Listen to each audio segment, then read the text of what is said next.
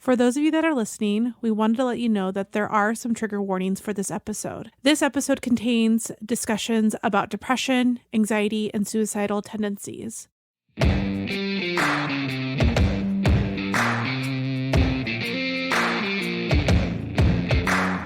You're listening to the Takeback Podcast, where women of color creatives come together to inspire, empower, and encourage each other. I'm Jess Pillay, an Indo-Fijian independent singer-songwriter. And I'm Angelica de Anda, a Mexican-American licensed mental health counselor and singer. And this is the podcast where we explore and elevate stories from women of color who are artists, musicians, actors, entrepreneurs, and so on, who are navigating and taking back systems designed against them. Welcome back. For those that are listening, we just want to thank you for being here and listening to this second part episode where we get to hear more about Jess's story. So we're just going to pick it right back up and we're going to dive right in. Well, I know you, right? And we both grew up in Christian households, right? Mm-hmm. So I know that you could probably speak to this, but I know for me, a lot of the stuff that we heard growing up was CCM, or for folks who don't know what that means, do you want to tell them what that little acronym means, Jess? Contemporary Christian music. Oh, Lord.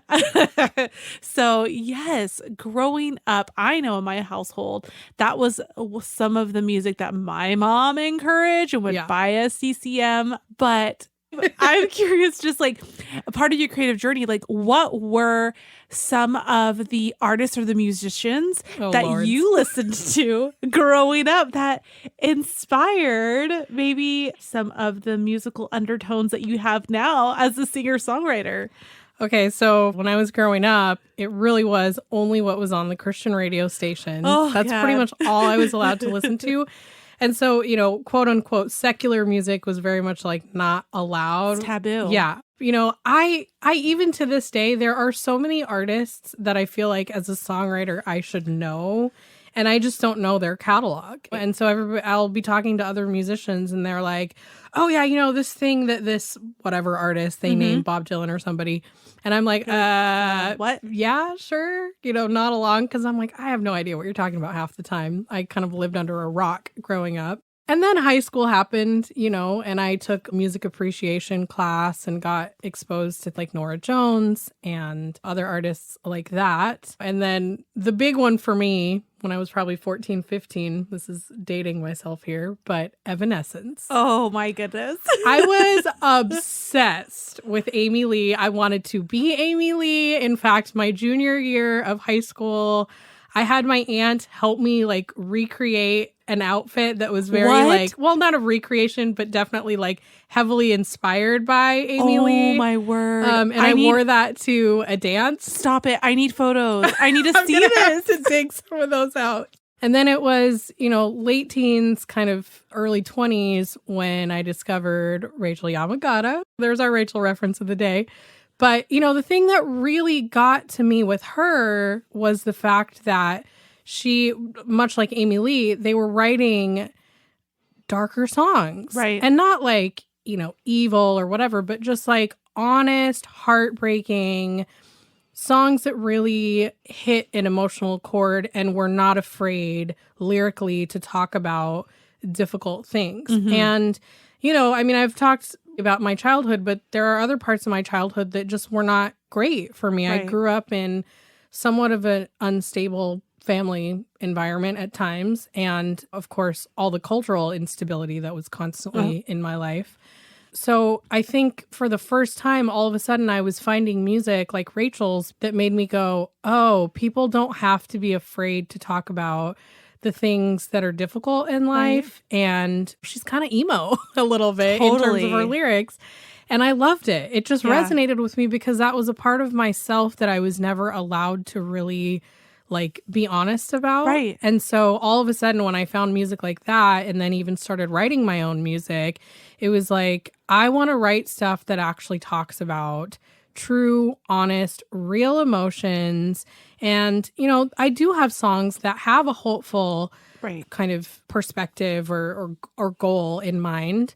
But I think that was the thing with CCM was like, that's all you could do. Every song had to have that turnaround of like, okay, if we're talking about hard things, that's fine. But everything has to have this hopeful kind of outcome.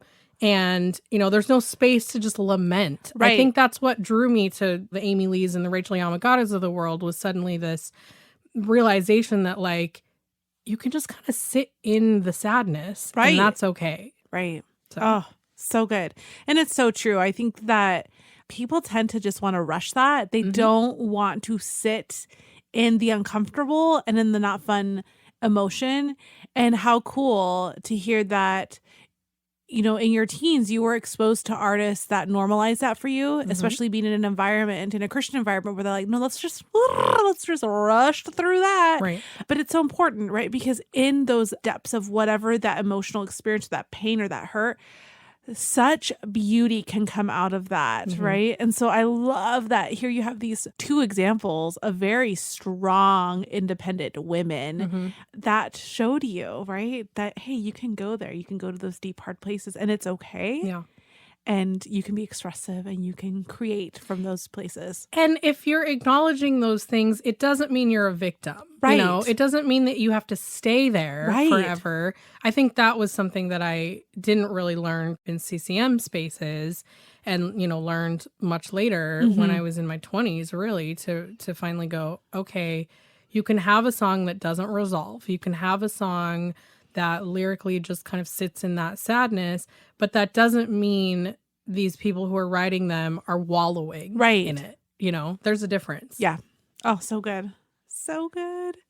So let's kind of catch our listeners up a little bit. Your teen years, angsty, evanescent-esque teens. But then, can you imagine that though? Oh, I can. I totally can. I totally can picture it. But so, jumping ahead, going to college, right?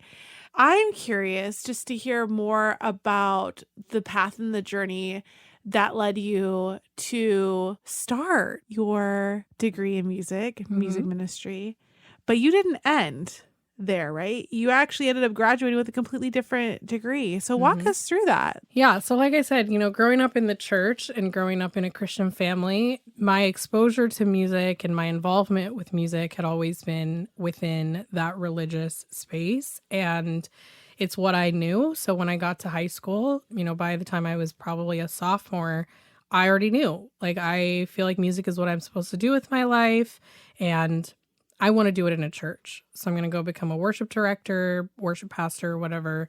That's a stable-ish job. It's not like being an independent musician where you don't really know where your next paycheck's going to come from, right? And so that was a thing. And my family was incredibly supportive of it. And there was a lot of opportunity for me. And so it was just a no-brainer by the time I got to college and declared a major that music is it. And I had spent a ton of time leading up to that, like really involved in church, really involved in my high school's music program, and specifically involved with like the chapel program because I went to a Christian high school. So I used to lead worship every week for our chapel services, as well as leading for the youth group that I was a part of, and did that through at least half of college. And so, it just was a no-brainer. It was like, yeah, this is always what everybody around me has expected of me. And then sophomore year happened. So sophomore year, I think I, would now look back on it and say I was in a severe place of burnout. I was going through all these music theory classes, ear training, worship team methods. And then I was like, probably giving 20, 25 hours a week on top of going to school full time to my church, unpaid, never seeing a penny of payment or compensation. But I was basically the youth worship director. So I was leading twice a week. And then also in the youth choir at the time, which I did, I think maybe once a month or something, we would sing and lead worship for the main big services. It was a pretty large church. Yeah. So I would have weeks where it's like, I'm trying to do homework. I'm trying to keep up with all of this. I was also teaching piano at the time. Okay. And so I think I had 5 or 6 students at the time. So I would, everybody else was like going home for the weekends to kind of chill and relax. I was Not going home to Jess. teach piano and lead worship on Wow. Sundays at a youth group, right? Wow. So 7 days a week, going, never really getting an opportunity to rest. But thinking to myself, like, I'm doing this to serve the Lord and I'm serving my church. And, you talk all the time about like, God will fill you up and you'll have the strength and I can do all things through Christ who strengthens me. Right. And I don't say that facetiously. Like, I believe that with Right. my heart. But I also think that sometimes in church culture, there is no real space for self-care Right. and balance. And Right. so by the time I got to my sophomore year, my grades started to take a hit. Mm-hmm. And I would go into like our music theory and composition classes, and I was doing the assignments, but there was nothing musical or interesting or good even about what I was composing because my heart wasn't in it anymore. Right. And then at the same time, I was also going through what I now would label a crisis of faith because I'd been brought up in the church my whole life. And all of a sudden I was like, I'm getting into these Sunday morning services or Sunday evening services. I'm telling these students that I'm in charge of leading to worship God and, feel all these things. And inside, I don't feel any of these things. Wow. I'm faking it every Sunday, Yeah. right? For weeks and months and months. And then going to class and being sleep deprived and just not enjoying that experience. And emotionally exhausted, right? Completely exhausted. And so it all caught up to me. Yeah. And the summer after sophomore year, right after grades posted, I looked at my music theory grade that year and it was not good. And I kind of had a little bit of a moment where I went, what am I doing? Yeah. And it sent me into this tailspin of clinical depression, and started to have anxiety. And I spent like 3 months that summer just kind of locked in my room most of the time. And I think that was the summer of insomnia too, huh? That's when it started, I remember. actually. You're right. Yeah. Yeah. And, you were not here at the time. You Right. went home to Oregon. And this is like I don't know. I mean, we had the internet, but we just weren't as active with, back then. Texting and Right. all that kind of stuff. And so you would go away for the summers and I would kind of have my life here. And then school would come back and we would come back and sort of pick up where we left off. And so I don't think you even knew the extent of what was happening and how badly I was struggling. And finally, towards the end of the summer, I remember, my mom like sitting me down and saying, I need to pray for you. And, hoping she could kind of pray away this mental health crisis that I was having. And my grandma was really upset and nobody knew how to help me because, again, immigrant family, we're in a culture that mental health is not often talked about. Well, and in a Christian setting too. And in a Christian, the double whammy, right? And so they didn't know. Nobody even suggested, maybe we should put you in counseling. Right. Maybe that's what you need. Or maybe we need to take you to the doctor. Right. Right? Yeah. But I got really depressed. I spent close to 3 months mostly staying in my room. I remember I would sort of like sneak out at night or whatever when everyone was asleep so I didn't have to interact with anybody in my family. It's called avoidance. Right? And there you go, the clinical term. And would eat kind of just enough to keep myself alive. Yeah. But with certainly no level of nourishment. And I definitely had some suicidal tendencies at that point. I never did anything to actually make a plan or anything to that degree, but I can tell you, I remember laying in my room and just thinking, I don't know if God is real. I don't know if anything I've been taught makes any sense. And it would just be so much easier if I wasn't here anymore. Wow. Yeah. Those were the thoughts going through my mind. I mean, and to me, it makes sense why those thoughts would go there because you were in a season of just the pit, right? You were in the pit. Yeah. And needless to say, I stopped doing all music at that point. Right. Yeah. So you're no longer in the pit. Right. So what was your journey like getting out of that pit? So towards the end of that summer, I finally found enough capacity and strength to come out of my room and face my family. And I just remember saying to my parents, I don't want to be a music ministry major anymore. They actually took it really well. I think they were shocked. I think they were like, this is what you've talked about since you were 5 years old. Right. What do you mean you don't want to do this anymore?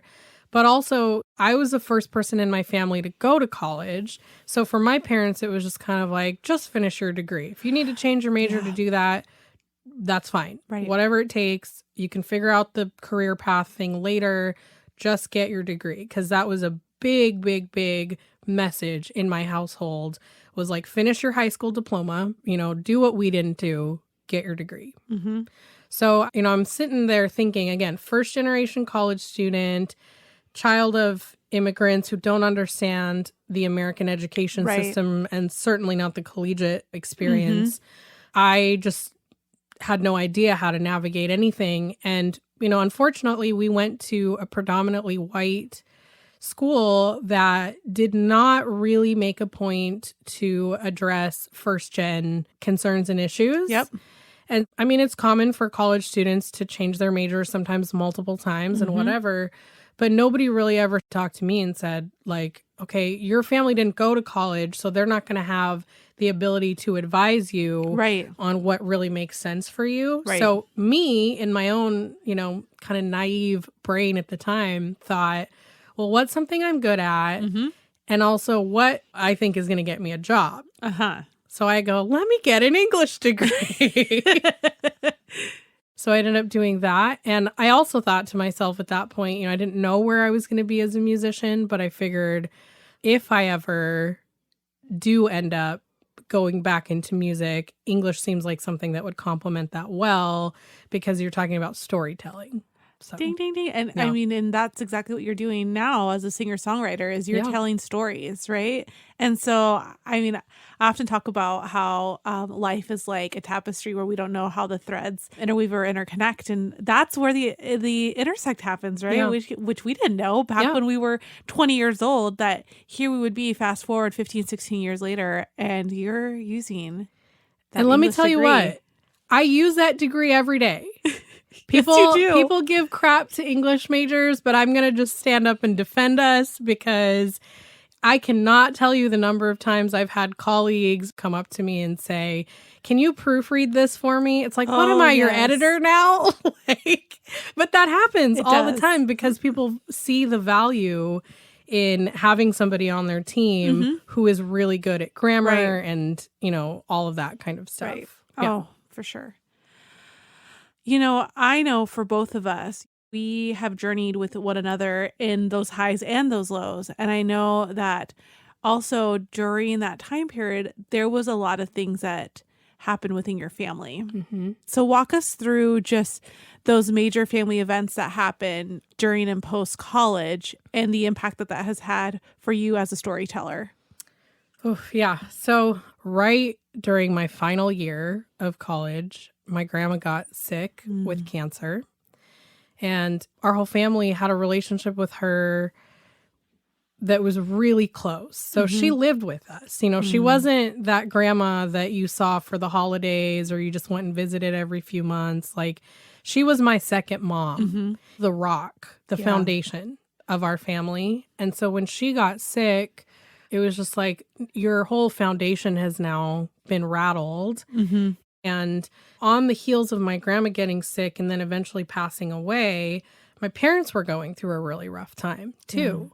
And my parents are now divorced. And so, it's no wonder that as a songwriter, I've kind of moved in this very different direction now, because I think what I'm writing now is a much more true reflection of real experiences that I've had.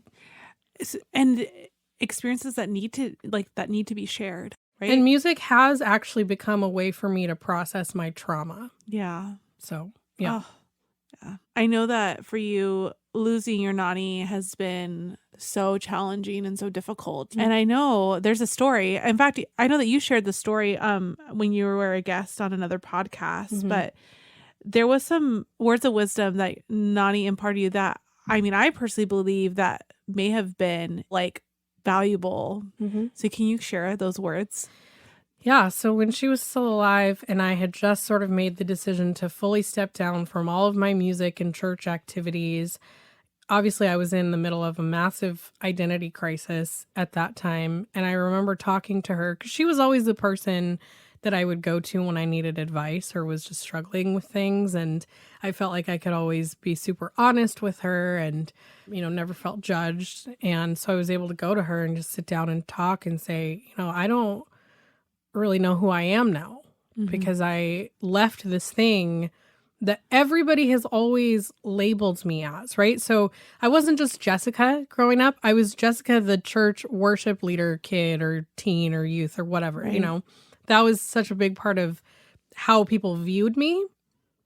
And so at some point in time, it went from like, this is my passion to now I'm trying to meet the expectations of everybody around me, right? And so here I found myself in this place of saying, I don't think I can meet these expectations and I don't know who I am. And she just looked at me and she said, your identity is not in what you do, it's in who you are. And more specifically, who you are in Christ is what she said. And so, and that changed my whole outlook at that point. It was like a turning point for me because I realized that I needed to give myself permission to just say, guess what? Screw the expectations. Yeah. Doesn't matter what people expect of me. Who do I want to be? Right. And does God have these expectations of me? And I realized the church might, God doesn't, right? And I believe he used her to speak that into my life. And it was just like such a freeing experience to finally go, oh, I can give myself permission to step away from this thing that everybody has always known me as. Right. And go and find out who is Jess outside of this. So that eventually when I did come back to music, I had a better sense of who I was. Right. And I mean, we're always still learning who we are and evolving as human beings, but I didn't feel like I was dependent on my music in terms of like my identity at that point. Oh, so good. Look at that. Your nanny, even though she's no longer with us, like her words so deeply impacted your life. And I do believe to the point where you're at today, right? So after your nanny's death, just even listening and hearing, I'm making connections, right? So she passed away in 2010, which was right around the time that you were graduating from school. And there's a season of about 5 or 6 years where musically you did not do anything. And that's when you started to, kind of figure out who you are professionally, right? So walk us through that journey, because that was a period of time where I knew you as Jess the professional, not my best friend, Jess the creative. So what happened during those 6 years? So Nani passed away and parents were going through a divorce and, I had 2 little brothers and I don't know where this messaging came from. I don't feel like my parents put it on me or anything like that. But I think when you grow up in a family that has some level of instability, a lot of times you look at your life and you're like, what's my role within my family? And the role that I sort of assigned to myself was the problem solver. So when it came time to find a job, my thoughts were, I got to get something stable. Forget what I want to do. That's not important right now. Our family's kind of in survival mode at this point. I got to get something that I don't have to worry about, like where the paychecks are going to come from. It's just something that's going to give me stability. And I'll just take whatever I can get. So I ended up applying for an admissions counselor position and, ended up kind of getting stuck in higher ed. And, to be fair, there were some good things about that work. There are things I learned from it, but it was very, very different from the music thing or, certainly not what I would have expected for myself. And I think I, initially thought I'm going to do this for a couple years probably and then go figure out what I really want to do with my life. And somehow ended up just kind of getting stuck. Yeah. And, you didn't use these words, but you chose a safe option. And it makes sense why, because, and I saw firsthand, like, your family was in crisis mode. And so you kind of stepped into that firstborn role, which is like, I need to be the person that steps in. And I got to provide some form of stability. Yeah. I just think, you were like the Louisa of your family. I know for Encanto reference, but you were trying to just, step in and kind of mitigate all that. So because you were working, and I don't know the why, but you can kind of tell us, like, once again, there was this period of like lack of creativity that wasn't happening. Mm-hmm.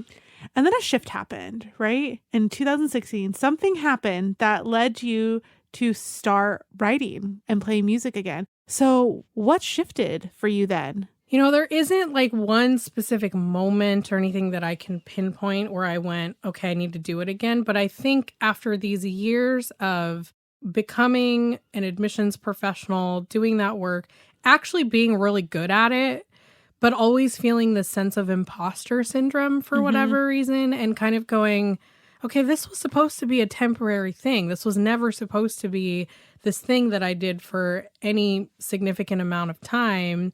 And I also had a lot of unresolved feelings about my creative life because I had just sort of shoved that into the corner and wasn't doing it. And so around 2016 or so, I just kind of decided, I think I want to start playing again.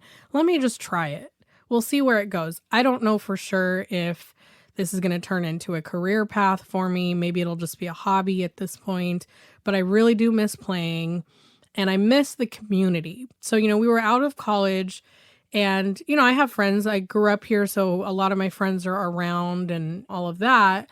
But I think a lot of my friends were even people from work or whatever. And I just kind of found myself in this place of like, where are my fellow creatives? That experience that I was having in college, when, as much as we talk about the trauma of our, music theory classes and all that, but like we were always doing music things together and creating. And as a working professional, I just didn't have that anymore. And so I just was like, I'm hungry for it again, I think. And I think I've had enough time away from it to where if I do come back to it, I'm not going to be like super dependent on it in the same way that I was before. And I get to dictate the story now. And so I thought to myself, well, let me try a new instrument. So I, had always been a piano player for most of my life. And I finally thought to myself, let me try guitar. So I actually asked a work buddy of mine who also played guitar just as a hobby and said, hey, will you go to Guitar Center with me sometime and we can go look at guitars? I don't know anything about the acoustic guitar. All I know is I want one. Right. And he said, yeah, let's do it. So we went down and helped me pick out one that was like a good starter guitar, and ended up getting that, and then tried for months and months and months to teach myself, and realized real quickly I do not have the attention span and the dedication to learn a new instrument on my own. And so I did some research and ended up finding my friend Wes, who was a guitar teacher, and took lessons with him. And he was doing the indie singer-songwriter thing. So when we had our first lesson even, or the first couple of lessons, we talked a lot about goal setting and kind of what do you want to do with this? And I told him about my history and what I was doing before in the church and all that kind of stuff. And I think he was actually the one who kind of nudged me and said, have you thought about songwriting? Like, you have a great voice, you play piano, guitar could be another tool in your tool belt, or, to try songwriting. And I kind of went, oh, yeah, okay, maybe, and ended up trying it out. And I wrote a couple of songs. And I remember he was like, this is good. Like, you have something here. You should stick to this and, keep writing. And then, because he was out gigging and doing a lot of that stuff, I kind of said, let me dip my toes in that. And so we played a couple shows together at like these tiny little coffee shops. I tried out a couple of open mics and got a really, really positive response from people. It was fun to be in a room of strangers who didn't know me as a musician, who didn't know Jess, the worship leader at all, who were responding to this original material that I was now starting to put out. And then also to play gigs where I had friends and people who knew me at one point in my life as a musician coming out to those shows and saying, wow, like, this is a really fun new thing. And so, I don't know, from there, it just kind of took off, and I've never looked back. And, the more I've thought about it, the more I've realized this actually is what I want to do for my career. And so I'm slowly taking steps in that direction. And you know what? It is a hard life. Right. And I'm, again, not in a position where I can fully go all in yet. Right. I would love to, but I got to pay the bills somehow. So I do have another job that I'm doing and trying to juggle that and everything else. But slowly, I think, moving. You're moving towards that direction, right? Yeah. And it sounds like, what fueled it was just the positive response that you were getting from the audience, right? Which I know for a lot of musicians that can be helpful, right, in their creative process, or it can be ways that they get feedback for what works well or not works well, right? And I'm curious, just in this journey, as you are trying to take steps towards that goal of being fully independent, to be fully, like, that is just your job, right? Full-time gig. Yeah. What's been the hardest thing? What's been those barriers that have really, really made it challenging for you to be able to pursue music as a professional full-time?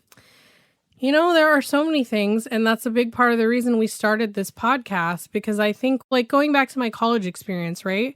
I talked about going to a college where it was predominantly white, and a lot of wealthier white folks too, I would say. I was certainly not that. My family didn't have a lot of money and all that. But nobody thought to come alongside and say, how do we really support you and see your individual needs as a first generation minority college student? How can we mentor you? How can we encourage you? Because the advice you would give someone who's a minority first-gen college student is going to be drastically different from the white student whose parents and grandparents and whoever have gone to that school and they're, their legacy students. Like, that's a totally different type of student. Yeah. So as a musician in this industry, to answer your question, it's that piece of being a woman of color, trying to navigate a business that really, like my therapist, said, you're in a system that wasn't designed for you. Right.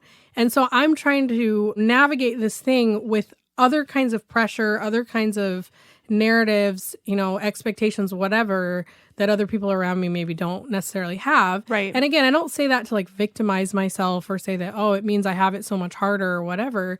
It just means that I have to be aware of these other sort of challenges. And then I think the other thing that always gets me, it's when people say, well, what do you actually want to do for your career? Right. And it's like, how many times do I need to get a neon sign above my head that says musician? Right. Like, I don't know how to spell it out for people and explain to them that, like, I know this is a really hard field. It's super competitive. There are all kinds of things stacked against me. I'm also doing it a little bit later, I think. That a lot of people get their start or really start pursuing it, right out of college or even before college. And now you got, like, TikTok stars who are teenagers, I got famous. some of those in my family. Yeah, so, right. That's true. You do, actually. But, like, a lot of people just start earlier, whereas, like, I'm in my mid-30s. I'm sort of now, for the first time, really giving it a true go. But that's what's so mind-blowing still to hear. And I know we've talked about this, obviously, like, on mic and off mic, that people keep saying that and they're not getting it because, we do live in an era where one person just posts a video and then they become viral. And that could just launch them into a whole potentially different career path than what they were on. Yeah. And it's just, I don't know, like, part of me wonders, like, are you hearing this from, like, boomers or, like, from other millennials or, like, who are you hearing all this of the from? above. Oh, all my of the God. above. That's so infuriating. That makes me so mad. Yeah, but it's really my music and creative community that continues to come around me and say, you got this, you can do it, and we believe in you, and we're going to support you. And, so when the pandemic happened, obviously music shifted in an incredible way. Right. And, touring artists had to stop and, all that kind of stuff happened. And I was talking to my now producer, and I remember saying to him, I wish I didn't want this as much as I do. Like, I wish that I could just be happy at the 9 to 5 or whatever. But something in my spirit just doesn't let me be satisfied with that.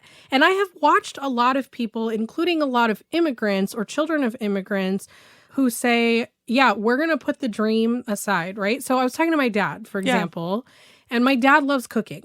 And when he came here, one of his earliest jobs was actually in a restaurant. And he at one point had a dream that, like, maybe I'll start my own restaurant someday. But again, he did the immigrant thing, said that's not what's going to provide stability. So I'm going to go get something else. So he ended up working for the county and did that for, over 30 years and just retired recently. And I was having a conversation with him. He said to me about my music, like, you need to give this a go. He's like, don't be like me and not give it a try. If it doesn't work out, you can always go back to higher ed or, whatever else you decide you want to do.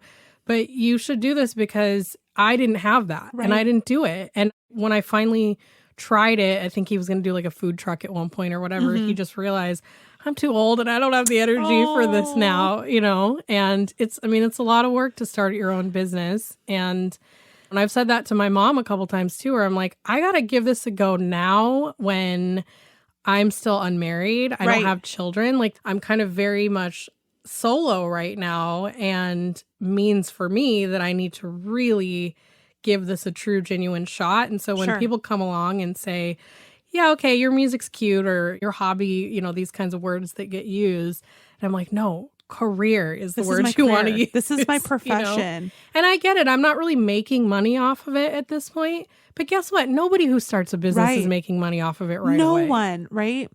And once again, just imagine all the creators out there that we are missing out on because they're listening to those voices, right? They're listening to those people that are telling them, oh, that's really not a career to pursue, or that's not a profession, or what are you really doing instead, or that's a little hobby, right? And so, and I know that's kind of the big inspiration for this podcast, is that we want to be a space where we can be the opposite voice that says to all of you listeners out there that your gifts matter, your talents matter, and that you should pursue those talents. And it won't be easy. No, but you should still give it a shot. Well, nothing that's worth it is easy, right? That's true. So I think that that's the most important lesson, is like, when you got to put some work, some blood, sweat, tears, like, and the fruit that comes out of it, it is so worth it. So I'm glad that you are doing what you're doing, right? That through your creativity and through you saying, no, I'm not going to like continue to listen and hold space for those voices around me, we wouldn't be here. Like, we literally would not be here. Our podcast would not be happening. And so I'm so glad that you are the person that you are and that you're doing this. Thank you. I'm so grateful for you. During the pandemic and even before the pandemic, you have done a lot of creative projects. And one of the things that's been really cool to watch you as a creative is bringing people alongside of you and partnering with other creatives in your project. So tell us a little bit more about that and why, like, what led you to create art in that way? Yeah. I think a lot of that goes back to the fact that I did grow up in church. And so my earliest years of doing music really revolved around doing it with other people. So, I was always a choir kid. I wasn't always just somebody who sang solos or played by myself. And then when I got into, 7th grade, 8th grade, I was a part of a worship band. And so I was always playing with other musicians. And there's something really cool about watching other people interpret a piece of music together and bring in, their talent and their skills and all of those things. So I think a lot of it had to do with that. I also think it's a cultural thing because we come from cultures, both of us, that are not individualistic. They tend to be more collective, right? So what's mine is yours, that whole kind of idea. And when you make decisions like for your family or whatever, you're making decisions that really benefit everybody. And so I think those values are there. And I think that really bled into how I feel my most creative best. And, and also I think there's a certain level of self-awareness to it because as a musician, I know I'm not the best musician on the planet. Like, I'm definitely, you're making faces at me because I know what you're thinking. Like, give yourself more credit, Jess, which I hear you. But just objectively speaking, I do think that there is something really powerful about bringing other people who are just further along in their musicality or their proficiency and being able to tap into their creative styles and things that they bring to the table. So like one of the songs that I just finished is a song called Telling You the Truth. And I got to bring my brothers along for that. And it was so fun to, first of all, get to collaborate with both of them, which is not something, believe it or not, we had all done. And, you know, that day of tracking that song is probably my favorite day from the whole entire experience of making the EP. That. Because we got to go down to my producer's house and record right in his living room, and just getting to watch these two people that I love and care about so much, who have gone through the trenches with me, right? We've gone through every hard thing ever together. And my brothers are my best friends, in addition to you, of course. And so to be able to bring them along and watch them bring their style and just the way that they approach music was so much fun. And the same thing has happened, you know, anytime I've brought you on to sing, or Sam has done a lot of music projects with me, and getting to bring him along and kind of just give him a chord chart and say, okay, go to town, figure out how you want to approach this. And watching the bells and whistles that he brings to it is just like, I just love when music becomes more than just you. And I think that was really confirmed for me through the pandemic, because when gigging stopped and everybody was in lockdown, you know, a lot of artists at that point in time, this is like kind of early 2020, were doing live streams. And we couldn't really collaborate with each other because we were in lockdown. So it was like a lot of us were just live streaming solo from our houses.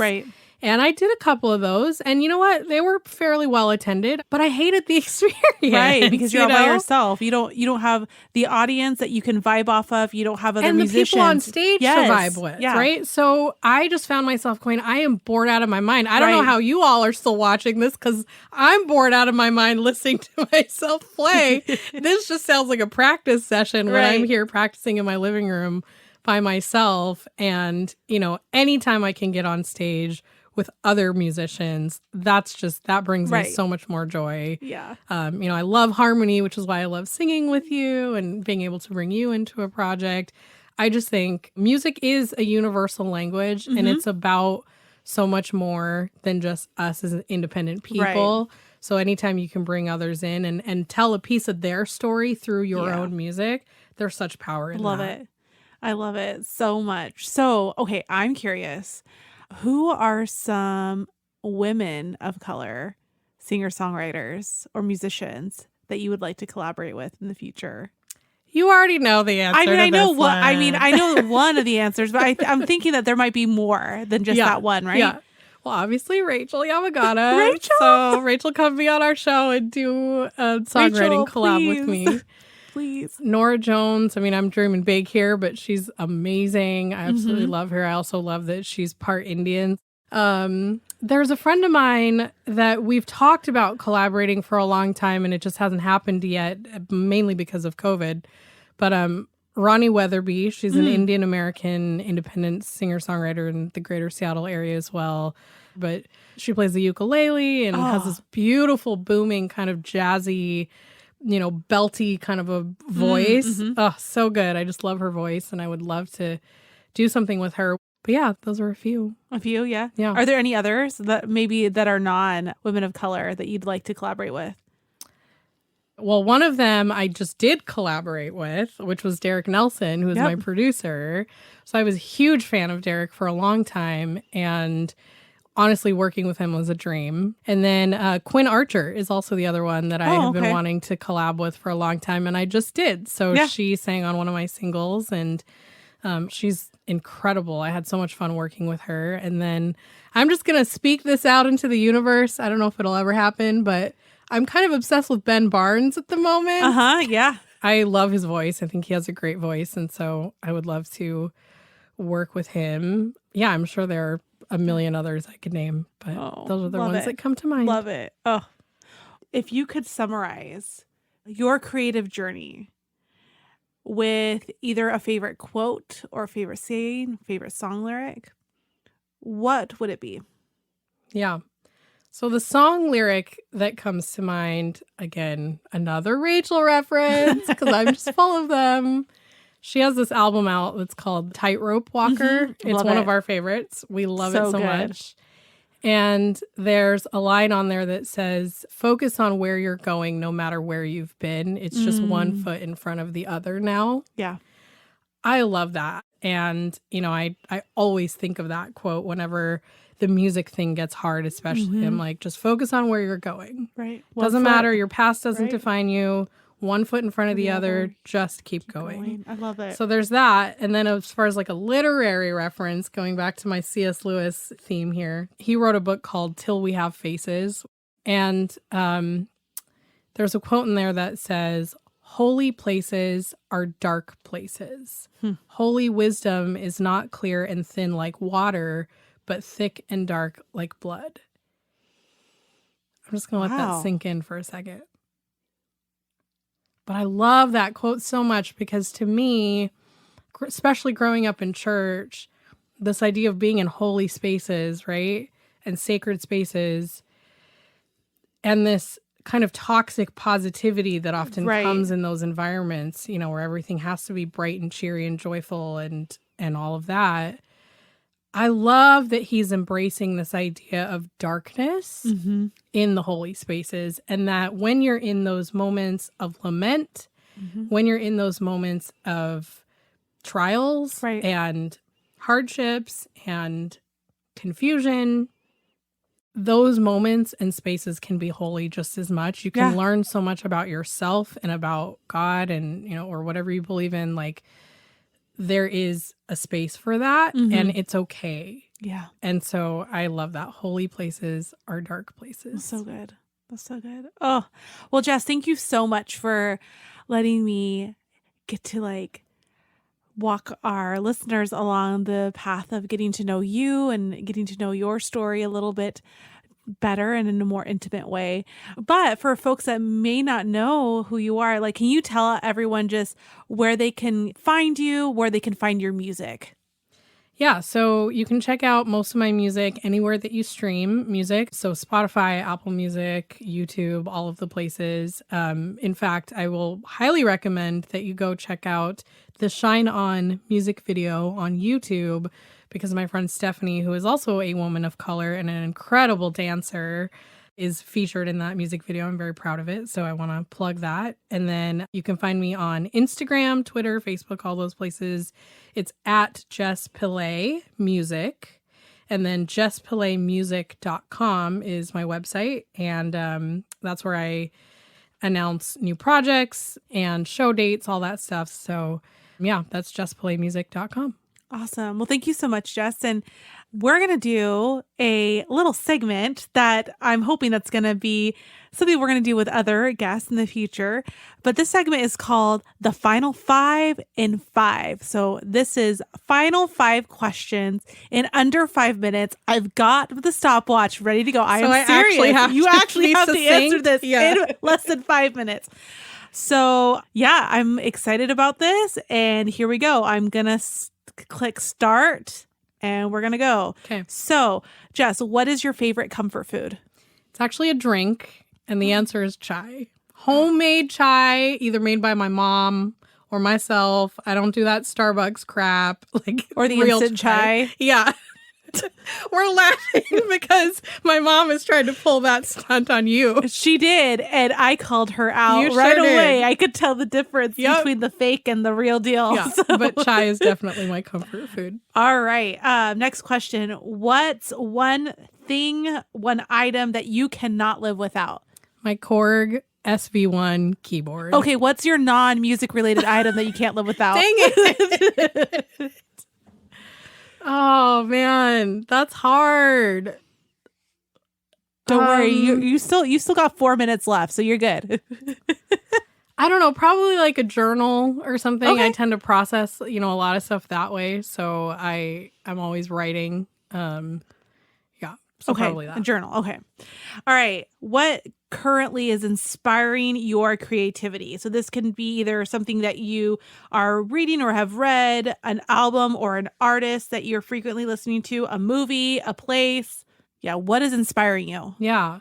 So I've been really into Scary Pockets at the moment, which is this? It's kind of a whole music community, I guess. And so we mentioned Ben Barnes earlier. He just did this great cover song with Scary Pockets. So it's this collection of musicians. They kind of pull in different musicians from all over the place. And a lot of the times they're doing covers that are like funk inspired. Oh, okay. And so, yeah, it's just really fun interpretations of music. And they kind of have a core group of musicians and then other guests that they'll, All right. bring in and out. Scary so maybe Pockets. someday I'll be on Scary Pockets. All right. So fingers listeners, crossed. here you go. This is what we're going to do. We're going to bomb Scary Pockets and we're going to tag Jess on all the things so that they'll be like, who is this Jess Pillay person? And hopefully this will get them to get her on one of their segments. All right. But I've been listening to them and seeing a lot of their different interpretations of kind of old covers, and it's super fun. That's so good. All right. Oh, big heavy hitter question, but how do you define success? I would say community. I think community is how I define success. So when people come together collectively and share an experience, for me as a musician, being able to share with more than just myself. Like, to me, it's not really about my ego. It's about creating a collective experience where other people can hear the music, connect with it, and say, that's my story that I'm seeing. That feels way more like success to me than just saying, oh, you got a bunch of, hits on YouTube. Right. We don't know if people really watched it or if they just clicked on it and clicked off of it, or, you have a bunch of followers on Instagram. I do not, for the record, but, if I did, it's like that ultimately beating the algorithm or whatever is not nearly as important to me as having a core, smaller group of fans even who are really dedicated, who understand what I'm doing and want to be a part of it and feel like they're sharing in it. That feels like success. Awesome. What a great answer. All right. Final question. Okay. Pineapple on pizza. Yay or nay? Yay. Okay. Now 100%. Now tell the audience why it's a yay. Tell them. Because it's delicious. And also because I have those island, Fiji Island roots. Right. So I'm sure that somewhere, that comes back to it. But I love it. I love a good pizza with pineapple on it. All right. Sorry, Sam, who's going to have to edit this later. He's giving me a thumbs up for our listeners. All right. Under 5. 4 minutes and 6 seconds. Woo! Yay! Okay, good job, Jess. But once again, just thank you so much for being here and being brave and bold in following through with this idea to start this podcast. And we are so glad, listeners, that you are here with us. If you are still listening, we hope that you will join us next time where Jess will be interviewing me. So you're going to get to know a little bit about me. But if you liked what you listened to in today's episode, please make sure to go and give us a 5-star rating on the platform that you're listening to this podcast. And make sure to leave a review and a comment, letting us know what about Jess's story inspired you. We also want to make sure that you know about our Instagram account at the Takeback Podcast. Go ahead and give us a follow. And if you're a woman of color creative, we would love to hear about you and to get to know you more so that you could potentially maybe be a guest on our show. Want to be a creative revolutionary with us? Visit thetakebackpodcast.com to learn more.